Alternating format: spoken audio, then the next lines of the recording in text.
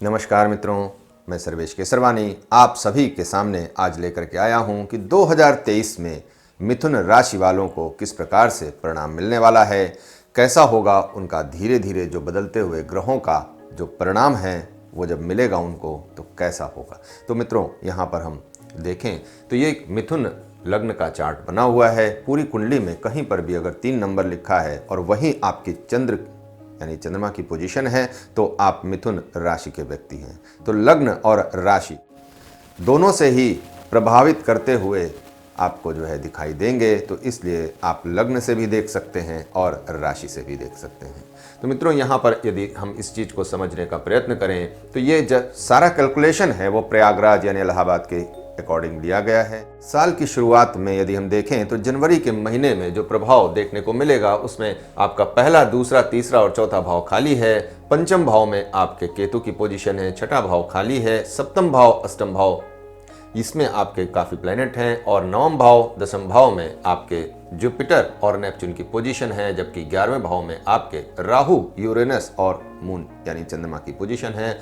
मंगल की पोजीशन आपके 12वें भाव में है, रेट्रो होकर के ये गोचर कर रहे हैं। तो यदि इस प्रकार से अगर आप समझने का प्रयत्न करें तो यहाँ पर आपको जनवरी का महीना आपको थोड़ा सा परेशान जरूर करेगा, लेकिन मिड ऑफ जनवरी के बाद से आपको एक नई अपॉर्चुनिटी भी मिलने वाली है, क्योंकि 17 जनवरी को जब शनि का ट्रांजिट होगा, शुक्र का ट्रांजिट हो जाएगा, तो आपके नवम भाव में ये दोनों ग्रह पहुँचेंगे। तो यदि आप विदेश पढ़ने जाना चाहते हैं या अपनी एजुकेशन से जुड़ा हुआ कोई भी बड़ा फैसला लेना चाहते हैं तो ये समय आपके लिए बिल्कुल उपयुक्त समय होगा। यहाँ पर आप इससे जुड़ा हुआ कोई भी फैसला ज़रूर ले सकते हैं, लेकिन शनि आपके नवम भाव में जाएंगे, भाग्य भाव में, तो आपके भाग्य में बढ़ोतरी तो ज़रूर करेंगे क्योंकि वो अपने दूसरे घर में जा रहे हैं। और यूरेनस की पोजीशन देखें तो आपके 11वें भाव में है, तो आपको लाभ की पोजीशन तो यहाँ पर दिलाएंगे, स्थिति आपकी अच्छी बनाएंगे, लेकिन यहाँ पर शनि का अपना एक नेचर होता है, कारकत्व होता है। अब शनि किसी भी काम को बहुत जल्दी होने नहीं देते हैं, किसी भी काम में वो थोड़ा सा डिले ज़रूर कराते हैं। जब ऐसी स्थिति उत्पन्न होगी तो अब मिथुन राशि का यदि आप नेचर देखें तो बहुत ज़्यादा जो इनके अंदर बेचैनी है वो बहुत जल्दी डेवलप हो जाती है। बिल्कुल एक डर का माहौल अपने अंदर ये बना लेते हैं, एक अपनी ही दुनिया में रहने वाले व्यक्ति होते हैं, बहुत ज़्यादा बातूनी होते हैं। ऐसी स्थिति में अगर कम्युनिकेशन के घर में इनके हायर कम्युनिकेशन में अगर आ रहे हैं शनिदेव, तो यहाँ पर कहीं ना कहीं जब ये बाधित करेंगे तो इनको बेचैनी होना स्वाभाविक है। तो क्या सभी नकारात्मक स्थितियाँ ही इनके अंदर डेवलप होंगी? तो ऐसा नहीं है। बुद्धिजीवी होते हैं और योजना बनाने में बहुत ज़्यादा माहिर होते हैं, तो इसलिए ऐसी स्थिति यहाँ पर निर्मित होगी कि जिसमें आपका जो योजनाएं हैं वो लंबे समय के लिए आप बनाने की स्थिति में आ जाएंगे। एक लंबी प्लानिंग कर सकते हैं आगे आने वाले भविष्य की, क्योंकि 2.5 साल के लिए ये शनिदेव आपके नवम भाव में रहेंगे और इस 2.5 साल में आपको बहुत हद तक ये प्रभावित करते हुए आपको आने वाले समय में परिणाम देते हुए नजर आएंगे।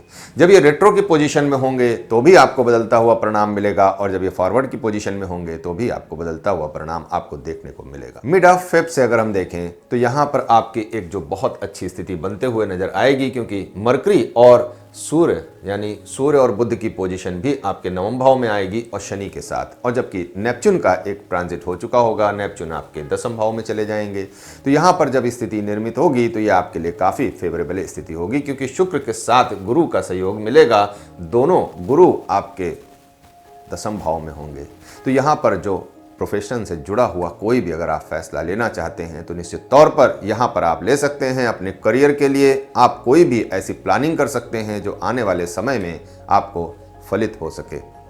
हालांकि फरवरी और मार्च के महीने में जितनी भी आपको एनर्जी की ज़रूरत है वो कहीं ना कहीं कुछ कमजोरी आपको ज़रूर दिखाई देगी, लेकिन बुध की पोजीशन जब नवम भाव में और 10वें भाव में होगी तो यहाँ पर आपको एनर्जी की इतनी कमी आपको नहीं दिखाई देगी जितनी आपके अभी तक दिखाई दे रही थी जनवरी और फरवरी के महीने में।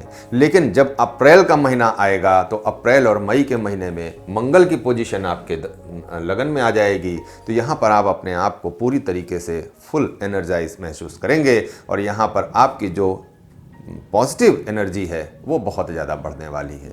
अब इसको किसी भी तरीके से आप गलत काम ना करें, अगर गलत करेंगे तो यहाँ पर आपको नुकसान ज़रूर उठाना पड़ेगा, क्योंकि मंगल आपके लगन में होंगे। और यदि देखें तो मंगल जो स्वामी बनते हैं वो आपके एकादश भाव के बनते हैं, तो समाज से जुड़ करके आपको कार्य करने की जो स्थिति आपकी बनेगी, यहाँ पर बहुत अच्छी स्थिति बना सकते हैं आप अपनी। तो यहाँ पर उसका प्रयत्न आपको ज़रूर करना चाहिए। अप्रैल और मई के महीने में ही एक बड़ा परिवर्तन होगा। मिड ऑफ द में आपके एक हैवी कंजंक्शन आपके एकादश भाव में बनेगा। तो अगर आप बहुत दिनों से प्रयत्न कर रहे थे कि मेरा ये काम बन नहीं रहा है, मेरा वो काम कैसे बनेगा, तो यहाँ पर आपके लिए एक बहुत ज़्यादा फेवरेबल स्थिति बनने वाली है। आप अपनी सभी इच्छाओं की पूर्ति कर सकते हैं, लेकिन धैर्य के साथ और अपने जो स्थिति है उसको बना करके चलें। आज ये किया कल वो कर लें, ऐसे में आपकी कोई भी जो काम है वो नहीं बन पाएंगे। तो यहाँ पर आपको अपना धैर्य बना करके रखना है और धीरे धीरे आपको प्रयत्न करना है, आपके सभी काम यहाँ पर बनते हुए दिखाई देंगे। तो आपके लिए बहुत अच्छा महीना अप्रैल, मई और जून का जाने वाला है। जून के महीने में ही आपको एक और अपॉर्चुनिटी मिलेगी अपने दोस्तों के साथ, अपने परिवारजनों के साथ, अपने पेरेंट्स के साथ आप घूमने फिरने का एक आनंद ले सकते हैं। उस पर आपका व्यय भी हो सकता है। तो यहाँ पर अगर आप बहुत ज़्यादा व्यय को अपने बचाना चाहते हैं तो आपको एक्स्ट्रा एफर्ट जरूर लगाना पड़ेगा, अन्यथा आपके खर्चे किसी अननेसेसरी चीज़ों पे जरूर हो जाएंगे। तो यहाँ पर आपका अपना जो व्यक्तित्व है उसे बनाते हुए अपने खर्चों को भी यहाँ पर संभालना होगा, अन्यथा खर्चों का योग यहाँ पर जरूर बनता हुआ दिखाई दे रहा है। स्वास्थ्य की दृष्टि से अगर देखें तो यहाँ पर ये महीना आपको थोड़ा सा परेशान ज़रूर कर सकता है। तो अगर आपने अप्रैल में कोई भी ऐसी गलती की होगी तो उसका जो खामियाजा है वो यहाँ पर आपको स्वास्थ्य की दृष्टि से आपको जून के महीने में ज़रूर देखने को मिलेगा। अगर आप बहुत ज़्यादा मसालेदार भोजन के शौकीन हैं तो मैं यही कहूँगा कि मई और जून के महीने में आपको थोड़ा सा मसालेदार भोजन से अवॉइड करना चाहिए। जुलाई के महीने में आप अपने भाई बहनों के साथ पुनः एक बार एक योग बन रहा है कि आप ज़रूर घूमने जाएं। अगर अपने परिवार के साथ वीकेंड प्लानिंग करते हैं तो इसका भी योग बन रहा है। तो यहाँ पर इसका आनंद आप ज़रूर ले सकते हैं, लेकिन पड़ोसियों से इस वक्त आपको सावधान रहने की ज़रूरत यहाँ पर ज़रूर दिखाई देती है। यदि आप कोई ऐसी अननेसेसरी कोई ऐसा काम करेंगे जिसकी वजह से आपके पड़ोसी नाराज़ हो जाएं, तो यहाँ पर ये स्थिति बनती है कि मामला ज़्यादा बिगड़ सकता है। तो इसलिए जुलाई में थोड़ा सा सावधानी ज़रूर रखें। और एक बात मैं यहाँ कहना चाहूँगा कि यदि अपने करियर, अपने प्रोफेशन में बहुत ज़्यादा परिवर्तन की इच्छा रखते हैं तो यहाँ पर आपको बहुत ज़्यादा उम्मीदें आपकी पूरी होते हुए नहीं दिखाई देती हैं। हाँ, अगर आपने प्लानिंग बहुत अच्छी कर रखी है, जैसा कि मैंने शुरू में बताया कि जो 2023 है यहाँ पर ये आपका प्लानिंग का ही वर्ष होने वाला है। अगर आपने प्लानिंग अच्छी नहीं करी है तो यहाँ पर आपको मायूसी ज़रूर देखने को मिलेगी। बिजनेस में कुछ नया ऐड ऑन करने का समय ये नहीं होगा, इसके लिए आपको आगे का समय देखना होगा। या फिर मैंने अभी आपको बताया था कि जब जनवरी फरवरी का महीना है, ये सब समय आपके लिए, मार्च का महीना आपके लिए काफ़ी फ़ायदेमंद होने वाला है आपकी प्रोफेशनल लाइफ के लिए। और अगर आप जो है अप्रैल के महीने में ही देखें तो गुरु का भी राशि परिवर्तन होगा, और जब गुरु चंडाल योग निर्मित होगा तो ये आपके लिए बहुत ज़्यादा फायदेमंद होने वाला है। आप अपनी सभी इच्छाओं की पूर्ति करने के लिए एक ऐसी स्थिति में आ जाएंगे जहां पर आप कोई भी फैसला ले सकते हैं। आपको सहयोग बहुत ज़्यादा मिलने वाला है आपकी अपनी कुंडली से, आपके अपनी गोचर की कुंडली से। तो यहाँ पर इन सभी बातों का जो मैंने पीछे बताया उसको भी ध्यान रखते हुए चलें। अब यदि आप अगस्त की बात करें तो यहाँ पर अगस्त के महीने में अपनी माता से एक लगाव यहाँ पर आपको ज़रूर दिखाई देगा। उनके लिए आपका सेवा भाव भी इस वक्त जाग सकता है और आपको निश्चित तौर पर ज़रूर जगाना चाहिए, क्योंकि आपकी जो एनर्जी है, अगर आप मंगल की स्थिति देखें तो आपके चतुर्थ भाव में होगी, सूर्य की स्थिति आपके तीसरे भाव में होगी। तो यहाँ पर आपके भाई बहनों और परिवारजनों से एक मुलाकात यहाँ पर ज़रूर संभव है। लेकिन मैं एक बात और कहूँगा कि अपनी भाषा पर थोड़ा सा कंट्रोल यहाँ पर ज़रूर रखें, क्योंकि गलत भाषा बोलने से भी आपके जो परिवार में कलह की स्थिति उत्पन्न हो सकती है। अगर लव लाइफ की बात की जाए तो ये सभी महीने जो मैंने बताए हैं, यहाँ पर आपकी लव लाइफ बहुत अच्छी दिखाई नहीं देती। लेकिन अगर आप इसको जो है अक्टूबर और नवंबर की स्थिति में देखें तो यहाँ पर आपकी लव लाइफ में थोड़ा इम्प्रूवमेंट ज़रूर दिखाई देता है। यदि आप टीनेजर्स हैं और आप अपनी लव लाइफ के विषय में बहुत ज़्यादा जानना चाहते हैं तो आप स्पेशली आप नीचे व्हाट्सएप नंबर है उस पर आप कॉल करके उस पर आप जो है अपना मैसेज के द्वारा आप ज़रूर अपनी पर्सनल कुंडली का एनालिसिस करवा सकते हैं, अपनी लव लाइफ के बारे में जानकारी ले सकते हैं। इसके अलावा भी यदि आप करियर या फाइनेंस के विषय में आप जानना चाहते हैं तो ज़रूर संपर्क कर सकते हैं। मिथुन राशि वालों के लिए एक लव लाइफ का एक अच्छा सुनहरा मौका आपको मिलेगा अक्टूबर के महीने में। यहाँ पर आपकी अपनी लव लाइफ, यदि आप बहुत दिनों से परेशान थे अपनी लव लाइफ को लेकर के, तो यहाँ पर आपकी एक लव लाइफ में नया एक जो कहते हैं कि जान आ सकती है। तो यहाँ पर इस प्रकार से थोड़ा सा इसको समझने का प्रयत्न करें। अक्टूबर के महीने में ही एक जो संयोग बनेगा, आपके मंगल और सूर्य की पोजीशन आपके मरकरी के साथ आपके पंचम भाव में होगी, और जबकि गुरु और राहु की पोजीशन यूरेनस के साथ आपकी एकादश भाव में होगी। तो यहाँ पर आपकी जो इच्छाएं हैं लव लाइफ से जुड़ी हुई, ये यहाँ पर निश्चित तौर पर पूरे होते हुए दिखाई देंगी, क्योंकि गुरु की 7वीं दृष्टि आपके पंचम भाव पर ही पड़ेगी। यहाँ पर एक ये भी जो गुरु का आशीर्वाद है ये भी मिलता हुआ दिखाई देगा। और यदि देखें तो एनर्जी का फ्लो भी आपके पंचम भाव पर ही यहाँ पर सबसे ज़्यादा देखने को मिलेगा।